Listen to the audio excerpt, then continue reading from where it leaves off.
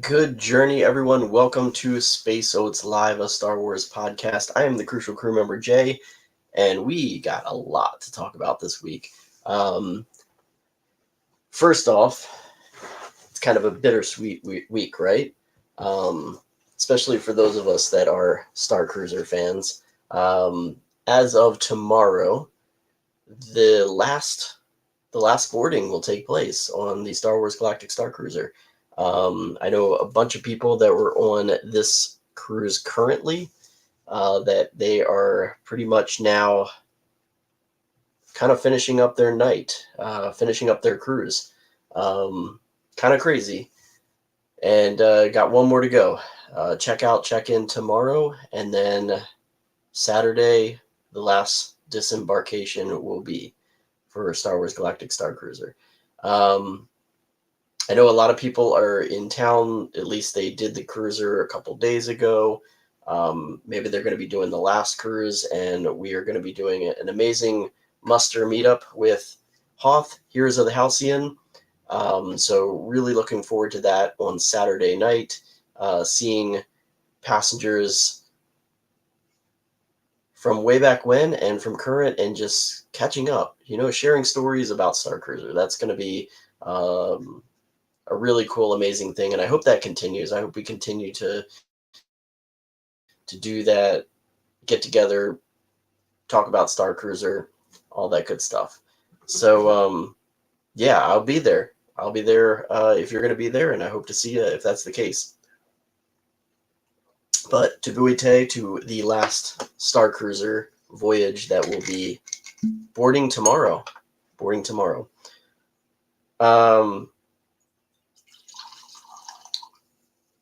I got a bunch of Star Wars stuff yesterday because me, as a Disney cast member, we got to go to this cast sale, and I don't have any of it. It's actually still in my car, honestly.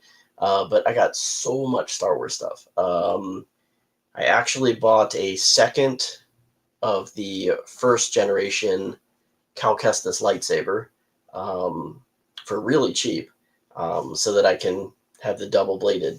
Because that's something that I wanted to do, but I didn't want to spend the money at first, so I got a really discounted priced hilt.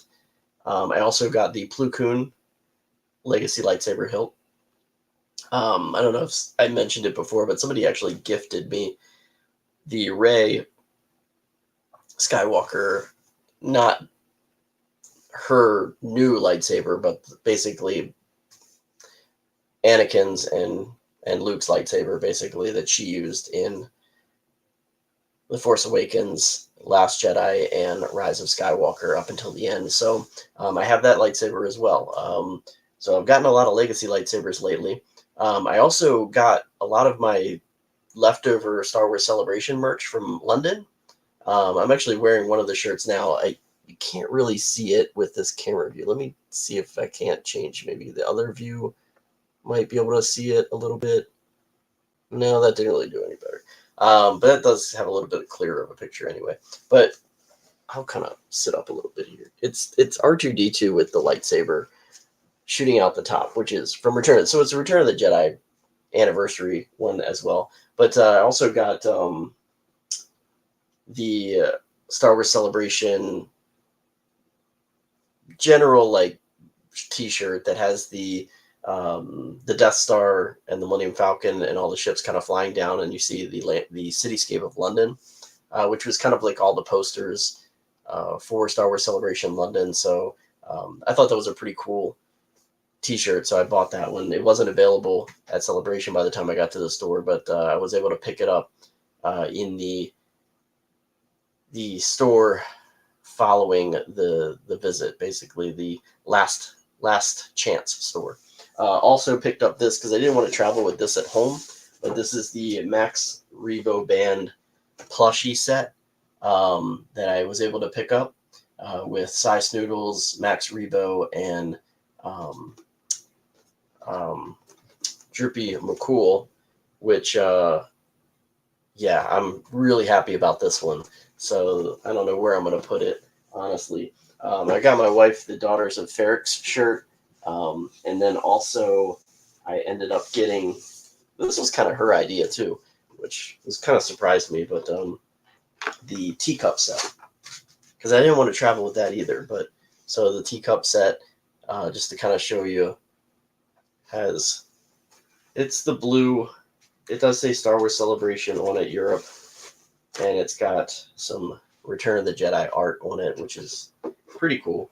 So it's the Blue Willow teacup set for Return of the Jedi's 40th anniversary. So those arrived a couple weeks ago. I just haven't unboxed it until now, and then I got to go through all the stuff I bought the other day at the marketplace. So a lot of stuff going on. And then last week, again, apologies for not doing a live stream last week. Things got caught up. I had family in town. We were actually staying on Disney property. So I was going to maybe do one live on Disney property, but then I got caught up in some of the entertainment at Disney, which I love very much. I'm a big music person and a Disney person as well as a Star Wars person. And if you've ever been to Disney and you've been over to Port Orleans Riverside Resort, then you would probably have heard about Yeehaw Bob. He's amazing. He's a legacy cast member. He plays the piano and he has a great time with the audience, and he does 3 sets Wednesday through Saturday. And I haven't seen him in a while, so I ended up going there on Wednesday, and I was there till really late and just having fun with people there and enjoying that. So apologies for not doing this last week, but you know, sometimes you just got to take a day off, right? And it's been pretty busy for me lately. So we got a lot of talk about then, because we got 2 episodes of Ahsoka that have happened, and a lot's happened in those episodes. Next week's the finale, which is crazy. So a lot of endings right now with Star Wars, which is kind of, I mean, we got some Young Jedi Adventures more that are going to be dropping in a week or so. So that's going to be a thing. But yeah, we don't know what really next is for live action Star Wars. Is it going to be Skeleton Crew? What happened to the writers' strike? Impact anything that's going to be released? Not really sure about that, because we haven't really heard much about going forward. I mean, there's some Marvel stuff coming out if you like that. Loki is going to be premiering in about a week, and I like Loki, so I'm going to be probably watching that as well. So stuff to keep us entertained, right?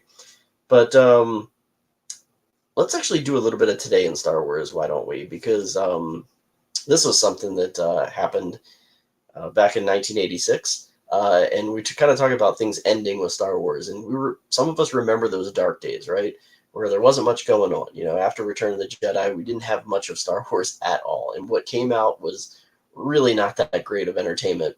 But it's nostalgic for some of us, and a couple things that had some anniversaries as of late that deal with the one from today.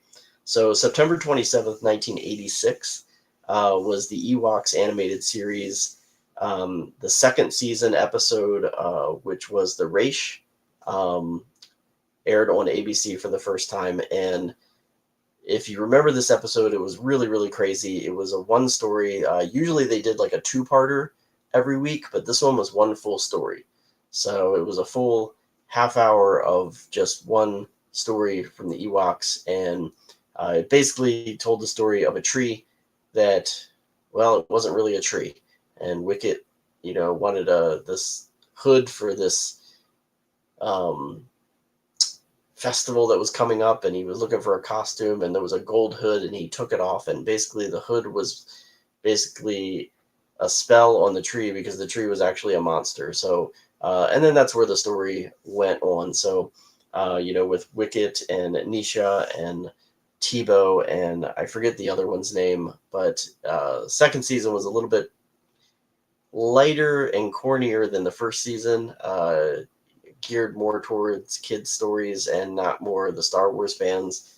But, revisited some other characters that we know and love, Logray, Chief Chirpa, all of those in that story. So if you're a fan of Ewoks animated series, you'll remember that one. I watched it today as a little throwback, and then I started watching pretty much the rest of season 2. So just enjoying that a little bit on my day off. So Ewoks, the Reish, today in 1986, aired for the first time on ABC.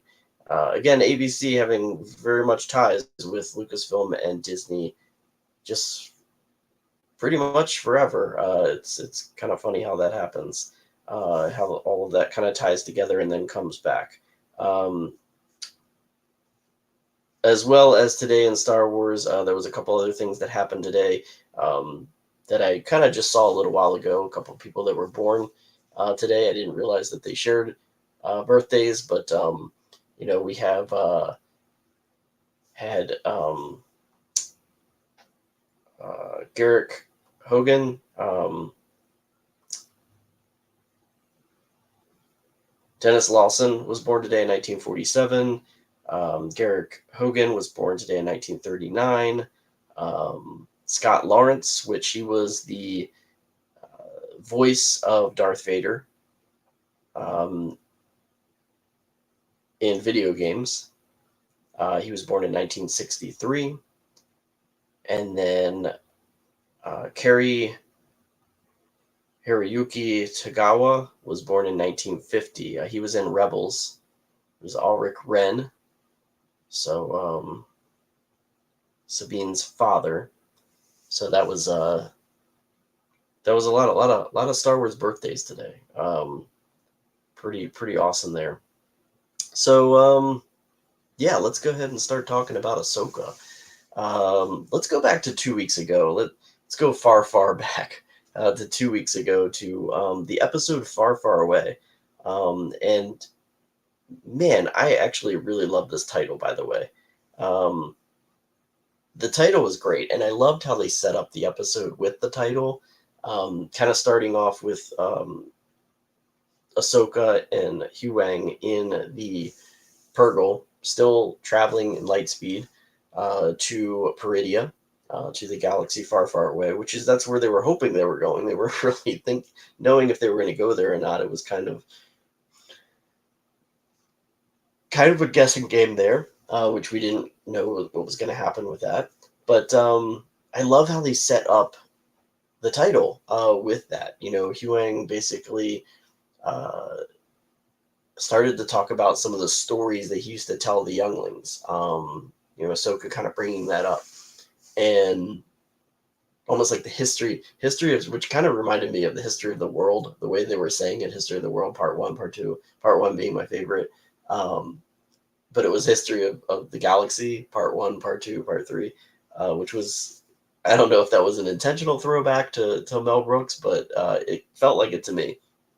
And so Huyang basically has all these crazy stories of the galaxy, whether they be real or folk tales or whatever they might be, that entertained all these younglings at some point. So Ahsoka remembers those, and on that long journey in the mouth of the Purgle,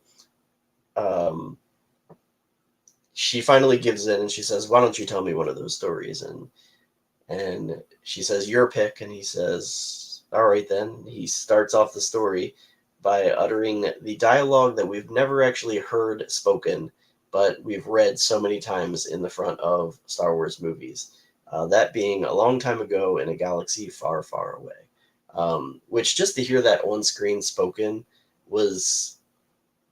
it just brought back so much that you just wondered how a character would have spoken that, and where it would have been said at some point. And now we kind of know. Maybe that was how he introduced all of his stories. And, maybe if you kind of think about it, maybe it's Huyang that's telling us these stories later on after,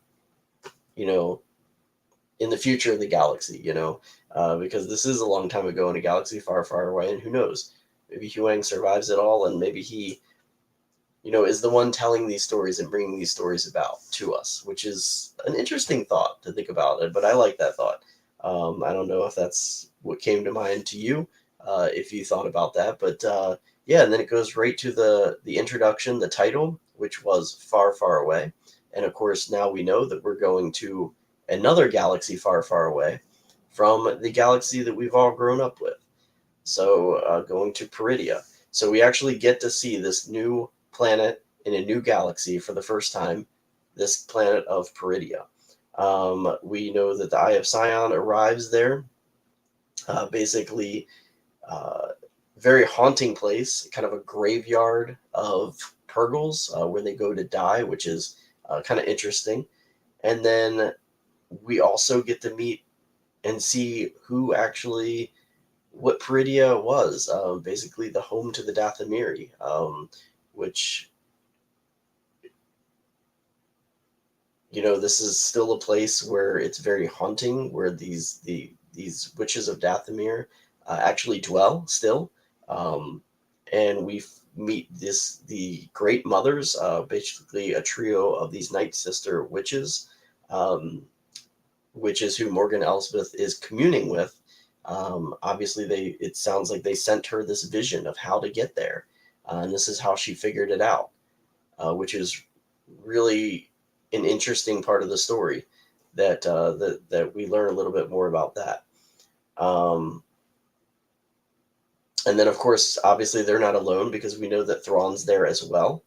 And it's not too long before Thrawn's ship, the Chimera, comes into the picture, which was an awesome scene to see. Um, the Star Destroyer being kind of broken down and refurbished in a way. You see the gold plating that's kind of been like attached, which is really cool.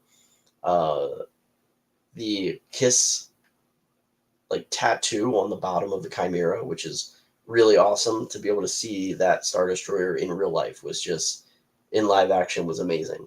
The Chimera arriving there, the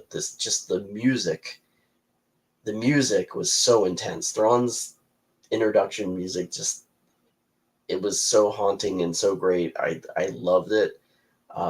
Great title music for him. We also get to see his night troopers, which I had a thought process of who they might be, but that kind of was debunked this week.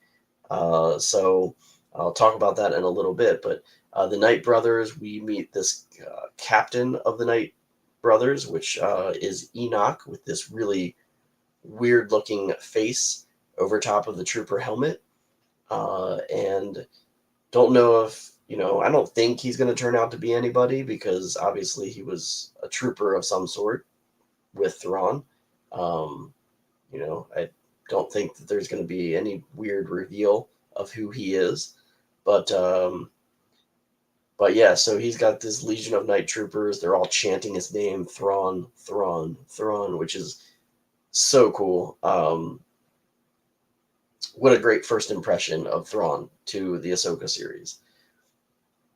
Sabine obviously was a prisoner in this episode at the beginning. They basically announce Thrawn knows who she is. Obviously, he realizes that she could be an asset. So she kind of, and they kind of in a way uphold Baylan Skoll's promise to her that she would see Ezra. So he basically releases her and tells her that she can go find him. Evidently, Ezra, once they got to Peridia, was over. He was outnumbered with Thrawn and his Star Destroyer. He was only one person. I guess he realized he knew he wasn't going to be able to beat Thrawn, so he had to escape. And he's been somewhere, possibly hiding on Peridia. Of course, nobody knows if he's still alive because there's so many bandits on the planet. But Sabine is basically sent after to go find him, and Thrawn basically figures if she can find him, Baylan and Shin will be following and tagging along, and if she does find Ezra, then Baylan and Shin will destroy them both, and they'll be rid of them. But of course, that really doesn't matter to them because once they get the Chimera loaded up with everything in the catacombs of the Dathomiri temple, they're planning on leaving anyway, which is supposed to take 3 rotations or whatever. Guess equivalent to 3 days. Don't know how long days are on Peridia, but 3 rotations, and then they're going to be off back to our galaxy that we know. So Sabine sets out looking for Ezra. She's free of Thrawn and Baylan and everybody, and she comes across these bandits. Seems like she's getting overpowered, but then she pulls out the lightsaber and she wins that battle pretty easy. Her little howler that she's riding kind of runs off. Her and her howler kind of have a moment, which is kind of, you could tell that there's a little bit more going through her. She's letting out emotions, probably from what she feels could be a mistake that she has made, um, taking it out on the howler. But you can tell she's kind of like talking to Ahsoka in a way, um, that, why did you abandon me? So maybe, she's just working through these struggles that of Ahsoka's abandonment from her training and so forth, and she hasn't really gotten over that yet. And then she finally comes across these little creatures, the Noti, which are pretty cool. They're like little hermit crab little guys. So a new type of species. Looks like they can, kind of hide and survive among pretty much anybody pretty easily, because you can't really see them when they're hidden in their little shells or rocks or whatever.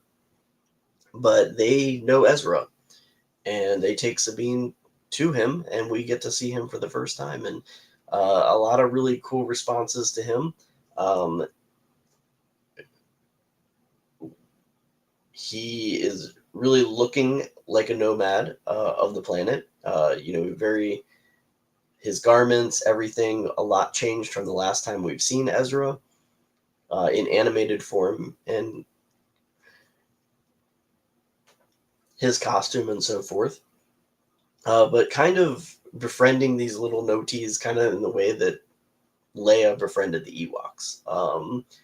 And yeah, so they kind of waste no time and get back to that, snipping back and forth at each other like they were in Rebels, which is that banter, which was great. And then that really meaningful embrace that we saw from them. But Ezra, looking a lot like his father, which is really cool. And yeah, just not really knowing, so what's going to be the next step, because Sabine really kind of went against Ahsoka. She's kind of hesitant on telling him how she came to find him, but we had to wait another week to find out, what was going to happen next. So this week's episode of Ahsoka, we got one more after this week, so we got a lot of things to cover as far as what's going to happen before this finale. I liked how this week's episode took a little bit of a turn again, going to Coruscant, the New Republic Council in a way. We get to see Genevieve O'Reilly come back as Mon Mothma, as the Chancellor of the New Republic. Looks a lot different than I guess this is not really the Senate in a way that it used to be. This is kind of just like a communal council, almost like a hearing for Sabine, whether she's going to be stripped of her rank because of disobeying orders. But they're just trying to work through, why she made that decision and so forth. And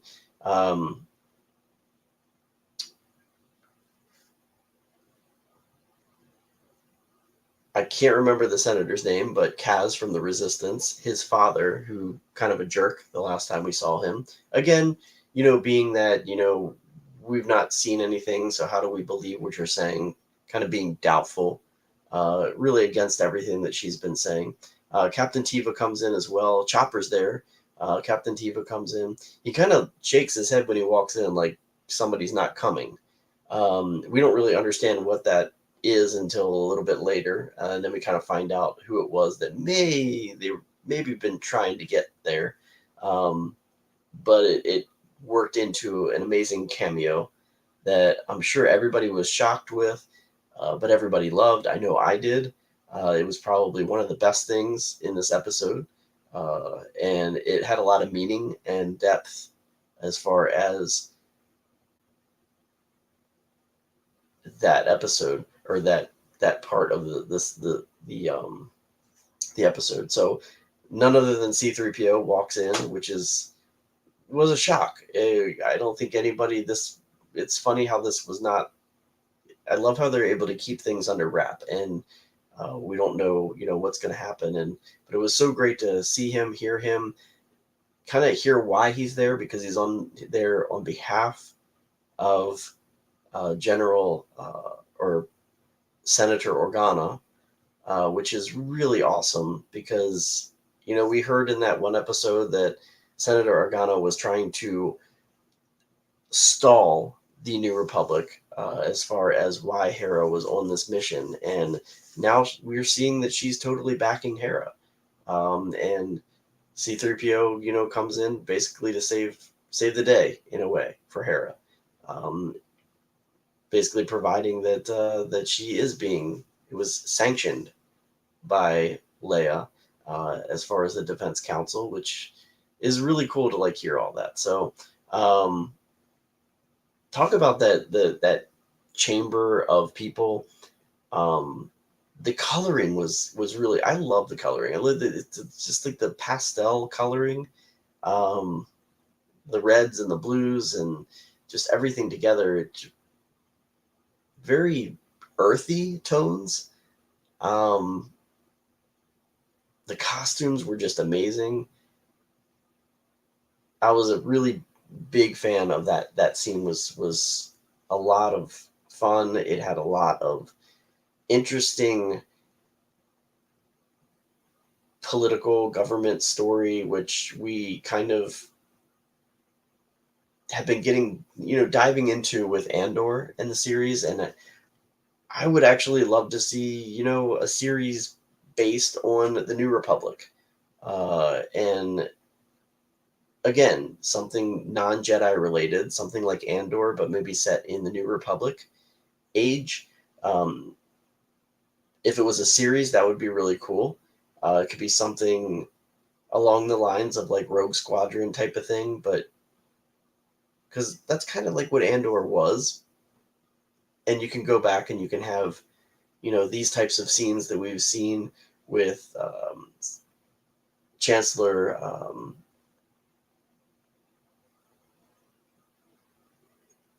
Mon Mothma, and maybe some missions with the New Republic. Maybe that's what Rangers of the New Republic was going to be. Who knows? But I'd like to see something like that. I'd like to see something like that. Non-Jedi related, but New Republic would be a really cool episode. I mean, we're getting those episodes with Mandalorian and so forth, but nothing really tied to the New Republic. This is the first real series that's had the ties to the New Republic as much as any other. But of course, we have Jedi. But I'd like to see something non-Jedi in that same way. We cut to Ahsoka's ship. We're in the Purgle still. Ahsoka is training. Her lightsaber styles are just really awesome. I'm loving how every time we see her fight, she's got different techniques that she's using. Just the way she's spinning the blades, her stances, a lot different. She's listening to a hologram of Anakin Skywalker, which we come to find out that these are recordings that he pre-recorded for her training to continue. And just things that, we never got to hear him or see him say, and kind of maybe things that he did on his own time. Maybe he knew that Ahsoka wasn't always going to be with him and foreshadowed a little bit. Or maybe the time that they had during the Clone Wars being separated as Master and Padawan, maybe he meant for her to use these if they were ever separated. But it was really cool to see that. Again, new scenes of Hayden Christensen with Anakin Skywalker, which is as Anakin Skywalker, which was really cool to be able to see that. So Huyang basically telling Ahsoka that they've arrived at Peridia, and as soon as they arrive, Thrawn's ready for that. So he set up this minefield around Peridia, which is a lot of mines. I don't know where they got all those mines, but that was a lot. And I felt really bad for a moment because of the Purgle getting kind of like, hurt in a way with these mines. But Ahsoka basically realizing they need to get out of there, they kind of come out of the Purgle's mouth with the ship. The Purgle are kind of hitting some of the mines, but then eventually they shoot off and leave. And it's just Ahsoka and Huang kind of like going through this minefield. They eventually get into the boneyard area, where also they're having some ships from chase them as well, and they finally kind of pull a Obi-Wan Kenobi way he did on Geonosis and kind of like fly onto that, or the Millennium Falcon and the asteroid. Whoever, lots of mimicking here, lots of revisiting. Kind of power down, shut down, and land on one of those whale bones. And they're kind of sitting there, just kind of waiting for things to die down. Sabine is at this point with Ezra, and we see them, traveling with the Noti. Ahsoka starts to reach out to Sabine, and they have a Force connection. So Ahsoka kind of realizes where Sabine is. Sabine realizes that Ahsoka has kind of reached out to her. But at the same time, the Dathomiri witch mothers kind of know where Ahsoka is, and they've been able to pinpoint her in the boneyard. So they go and they find her and they attack her again. She, has to flee down to the surface as well. Baylan and Shin are on their pursuit for Ezra and Sabine. They basically find them. They notify Thrawn. Thrawn sends a couple garrisons of troopers aboard those. I forget what those shuttles are called, but we saw them in Rebels. And we get a really cool battle, which is pretty awesome with the night troopers. The night troopers start to get taken out, and that's where I was thinking that the night troopers were similar to what Maruk, they were going to kind of disappear as defeated. Like, they were not alive. They were basically whatever that would have been, like the Dathomirian spirit, living dead things, whatever they are. But not the case. They just kind of like get taken out like normal.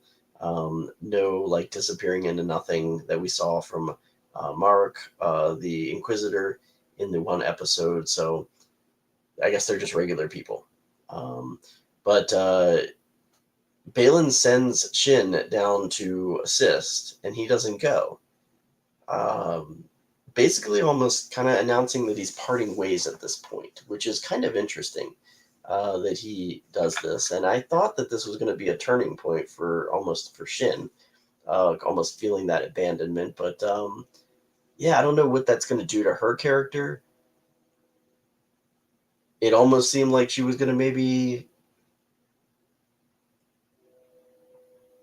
She did have that thought process later when Ahsoka asked her to come with them. There was some hesitation. I think she thought about it, but ending up going back with the night troopers back to Thrawn. But Baylan, we're not really sure. So we know his intentions are different than Thrawn's. We know he has an ulterior motive for going to Peridia. Conflicted by his choices. Yeah, I think so too. I was wondering who was here, Katie. Thank you for joining in, by the way. He hasn't really, we haven't really found out. And I mean, obviously there's purpose for this, because this is supposed to be the surprise ending of what his goal or his purpose for going to Peridia was. He remembers the same stories that Ahsoka does. I have a feeling that it has something to do with the world between worlds. And maybe he's kind of trying to figure out how to get into the world between worlds, and maybe Peridia there's a gateway there as well. Because he did kind of mention that he didn't agree with what he talked about, how throughout the ages it was always the conflict between the Empire and the New Republic, and it was back and forth and back and forth. And he said the only way to fix it is to go back to the beginning. Mortis, yeah. So maybe he's trying to get to Mortis through the world between worlds, is a possibility.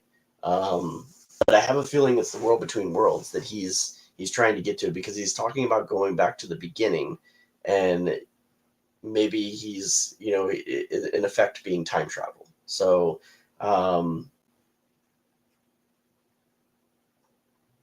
yeah, I kind of anxious to see how that kind of split off relationship between them both, what that does. I really hope, we got one more episode, and Ray Stevenson, we know, is no longer with us. So I'm curious to see how this gets wrapped up next week, honestly. I have a feeling that we're obviously not going to have the end of Thrawn's going to escape, obviously, at the end. There's no way that that's not going to happen. That's going to be a thing. I think that this season is going to end with everybody stuck on Peridia, except for Thrawn and Morgan Elsbeth and Shin, and they're all going to basically be going back to our galaxy that we know. But I think Baylan is going to be, if his story ends, it's going to end on Peridia, and we're going to find out what he was trying to do, but Ahsoka's going to stop him. So yeah, I'm at a loss. I just can't wait till next week. Going back also, so we also kind of learn where the time frame is of Ahsoka.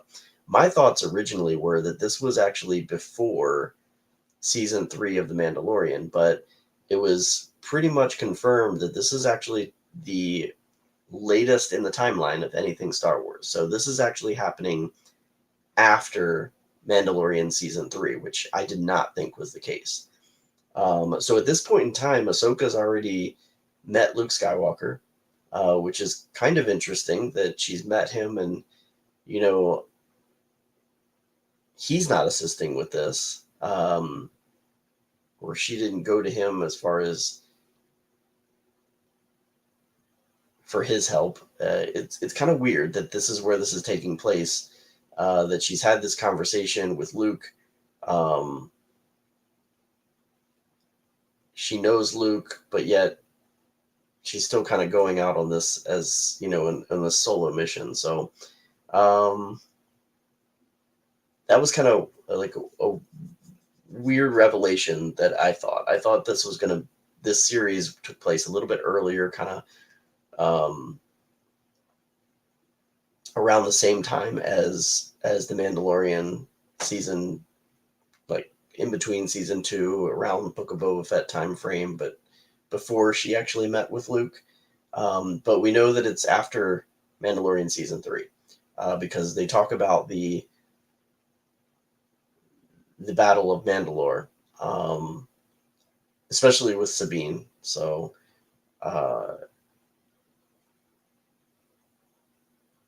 so we actually know where Ahsoka is as far as the timeline now. So this is the latest in the Star Wars Mandoverse timeline.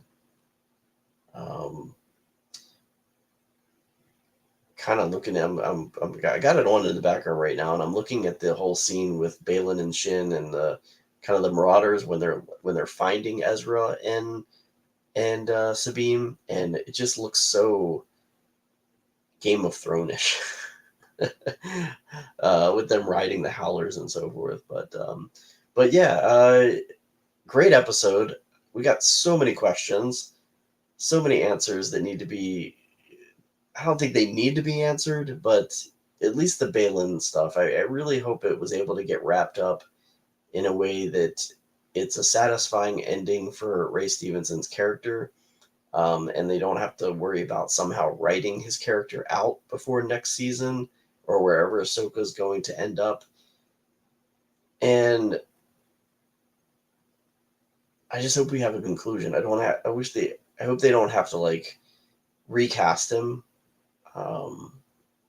to conclude his story, and they have to or they feel that they're going to have to just get rid of his story in some way really quickly so that we don't know about the recasting. But it'll be interesting to see what happens. There's really not even really been any confirmation of any second season being filmed, but it's got to happen, right? Another Ahsoka season's got to happen. I think at this point we know that everybody's on board with Ahsoka. So unless they do a Rebels episode or season, maybe they just turn it into Rebels. But again, can't call it Rebels because we're no longer Rebels anymore. We are a New Republic. So yeah, there's got to be more Ahsoka. More Ahsoka series. Has to be, right? But I hope everybody enjoyed this episode. I thought it was a great episode. I loved how Ezra used the Force. He didn't want to use his lightsaber. And the way he basically stopped Shin's lightsaber, and you actually saw the blade move. Really cool shot. I thought that was amazing. But yeah, he's definitely strong with the Force. And he's ready to go home. Ahsoka joining in on that fight. It was great to see all of that happen. I'm ready for next week, and I'm ready for another season to be announced, honestly. But we'll see what happens. We'll see what the next bit of Star Wars is going to be after Ahsoka ends next week. Obviously, Thrawn is going to be still out there. He's going to be heading toward the galaxy, and we're going to be heading towards a Mandoverse movie, in my opinion, is probably going to be the case. I hope that's going to be I had a conversation with some individuals last night at dinner, and, we knew we had announced 3 Star Wars movies, right? They announced that Mandoverse, Dave Filoni Star Wars movie, the Dawn of the Force Star Wars movie, and the new Jedi Order Star Wars movie. I think that it would be a mistake not to have this Mandoverse movie be the first movie that gets released. I think that kind of we're watching right now is leading up to that. And I think that's going to be the big battle movie for Thrawn. That's going to be where we find out how the defeat of Thrawn happens. I don't know if that's going to be the case for Disney. I think they might go another route and have another movie released first, which, might get a little bit of backlash. And I'm excited about it, but I'd rather see that one get released last. But again, thank you for joining in. It was awesome watching Ahsoka this week. Like I said, I'm watching it again. So it's a great episode. Great last 2 episodes.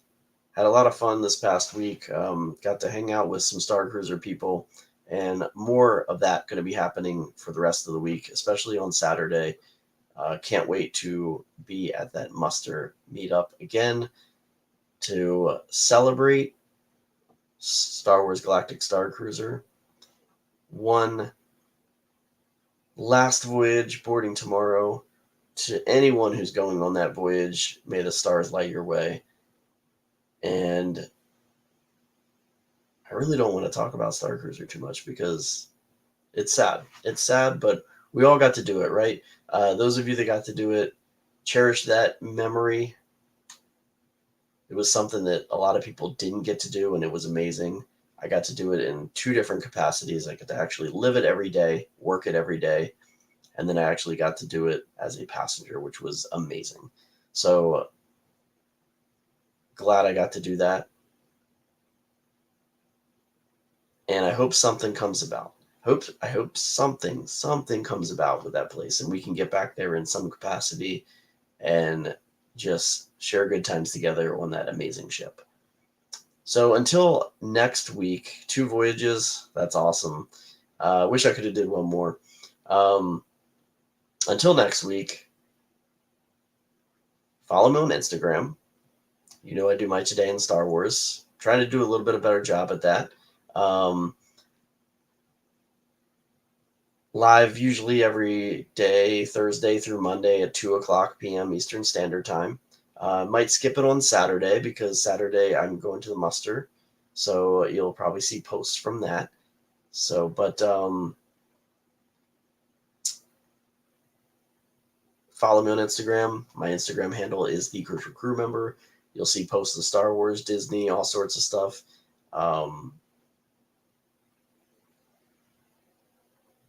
I do this every Wednesday, so not sure if I'm going to do it next week. It's just a crazy time. And I almost forgot. I still got to talk about one more thing tonight because I threw it out there on Instagram, and now I got to do it. I was actually going to give my crucial character pick for the Phantom Menace this week. So let's actually talk about that before I leave tonight. So the Phantom Menace, as you know, I do crucial character picks, by the way. Crucial character picks, basically not the main characters of the movies, but somebody that I feel makes a really big impact on the movie. Maybe it's a minor character, somebody I really like, had a big moment in the movie that I loved and I wanted to see more of that character, or that if without that character, the story would have evolved a different way. And so, the major characters I think of the Phantom Menace, Obi-Wan, Qui-Gon, Sidious, Darth Maul, all those big major characters. Not talking about those. Even though he is kind of a major character, I'm going to go ahead and pick him because a lot of people don't like him. But without this character, the Phantom Menace would have went a completely different direction. And I am talking about none other than Jar Jar Binks. Jar Jar Binks, I was a roller coaster of emotions with Jar Jar Binks, honestly. When the movie first came out, I was like, first time he came on screen, I was like, what in the world is this character? But when I saw it, the kind of probably like a week later with my brother and my nephew was probably about, like 6, 7, 8 years old, somewhere around that time frame. And I saw how he enjoyed that character. I kind of remembered when I was his age and what characters I enjoyed with Star Wars. And that's when I began to love Jar Jar a little bit more. And then I saw how so many people of that age bracket jumped into Star Wars, and it had a lot to do with that character. So that character was essential not only to the story of the Phantom Menace, because there were so many things that Jar Jar did that if it weren't for him, Qui-Gon, Obi-Wan Kenobi may not have been able to get to the capital city. They may not have been able to win the war at the end without the help of the Gungans. Jar Jar facilitated a lot of that. So he is a crucial character. I'm nodding him as the crucial character of the Phantom Menace, the most crucial character of the Phantom Menace, as Jar Jar Binks. As far as if it weren't for him, they would not have won. Things would not have resulted the same. And I love that you love Jar Jar. By the way, Jar Jar is my initials. That's what's really funny about that too. My actual name, first, middle, and last name are the initials JAR, which ended up kind of becoming a nickname for a while for me, for my wife. She used to call me Jar Jar for a little bit, which was kind of hilarious. So yeah, there's some inner love there for Jar Jar with that as well. But definitely, my crucial character pick of the Phantom Menace is being Jar Jar Binks. I hope everyone loves Jar Jar Binks. I know a lot of people came around in the end. A lot of people came around in the end. A lot of people that were Jar Jar haters at first ended up coming around as far as the importance of the Jar Jar character. And, you know, it was only really for one movie. We didn't see much of him the rest of the time. And what great fun it was to have him jump into those Clone Wars episodes. Those are some fun episodes to watch with Jar Jar Binks. So, you know, kind of that comic relief character that we love to have in Star Wars every now and then. And some really crazy merchandise happened as well with Jar Jar Binks. Oh man, I'm coming up on that scene with Ahsoka and Baylan fighting, and Ahsoka's stances, again, her stances are amazing. It's the way she's like holding out her blades. So many different lightsaber styles. I'm going all over the place. But anyway, I'm glad I didn't forget to do that because I wanted to make sure that that got out there. My crucial character pick of the Phantom Menace, Jar Jar Binks. Jar Jar Binks, everyone. Thank you again for listening. Thank you for joining in. Thank you for watching later. If you do, please subscribe to Space Oats, a Star Wars podcast. Like the video if you liked it. I hope you liked it. That way I can boost and get some more followers. And maybe I can start using this as a constant streaming channel. But I do need to have a lot more followers to be able to do that. But thank you again for watching. Until next time, until next week, possibly. Don't really think so. Got some friends in town from New York, so I don't know if I'm going to be doing this next Wednesday night. But again, appreciate everyone for watching. Next week is the Ahsoka finale. Hope everyone watches, and we'll dive into that when my next episode hits. Again, thank you for watching. This has been a Space Oats, a Star Wars podcast. Until next time, watch some Star Wars, listen to some Star Wars, read some Star Wars, play some Star Wars, but most importantly, whatever you're doing, may the stars light your way. Have a great night, everyone.